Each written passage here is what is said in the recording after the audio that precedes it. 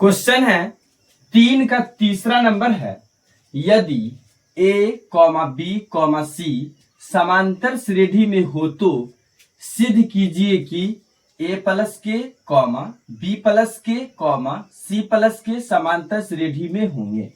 हमको ABC समांतर श्रेणी में दिया गया है और ये तीनों टर्म में के जोड़ दिया गया है और बोला गया है क्या ये समांतर श्रेणी में है, सिद्ध कीजिए। तो चलिए हल करते हैं। A, B, C किसमें है? AP में है। AP में है, AP में है तो इसको मान लेते हैं क्या T1, T2 और T3। तो मेरा ये क्या हो जाएगा, इसका अंतर जो होगा समांतर श्रेणी में अंतर क्या होता है, समान होता है। यानी T2 में से T1 घटाए उसका अंतर, T3 में से T2 घटाए उसका अंतर आपस में क्या हो जाएगा, बराबर हो जाएगा। तो यहाँ क्या हो जाएगा, B minus A equal to C minus B होगा, ये हो जाएगा। ये आएगा तो चलिए आगे हम प्रूफ करते हैं। माना कि A plus k, B plus के, C प्लस के AP में है। AP में इसको मान लेते हैं T1, इसको मान लेते हैं T2 और इसको मान लेते हैं T3। तो इस अंतर क्या हो जाएगा, सार्व अंतर। T2 में से T1 घटाएंगे वो T3 में से T2 घटाएंगे उसके क्या हो जाएगा, बराबर हो जाएगा। T2 का मान देखिए कितना है, B प्लस के है, माइनस है तो माइनस, फिर कितना T1 A प्लस के हो जाएगा, बराबर है तो बराबर का साइन।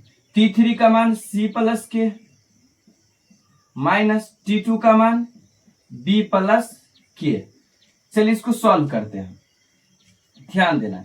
B प्लस के है तो लिख देते हैं B प्लस के, इधर ध्यान देना, B प्लस के। बीच में माइनस है तो माइनस से गुना करेंगे तो क्या हो जाएगा, माइनस का A माइनस का K हो जाएगा, माइनस का A और माइनस का K बराबर है तो बराबर का साइन। फिर C प्लस के है तो C प्लस के, बीच में माइनस है, माइनस से गुना करेंगे तो माइनस का B माइनस का K, यानी ध्यान देना K से प्लस के घट गया, कट गया, इधर भी माइनस K से प्लस के घट गया यानी कट गया, क्या आया B minus A equal to C minus B। यहां भी ध्यान देना B minus A equal to C minus B, यही हमको सिद्ध करना था। अतः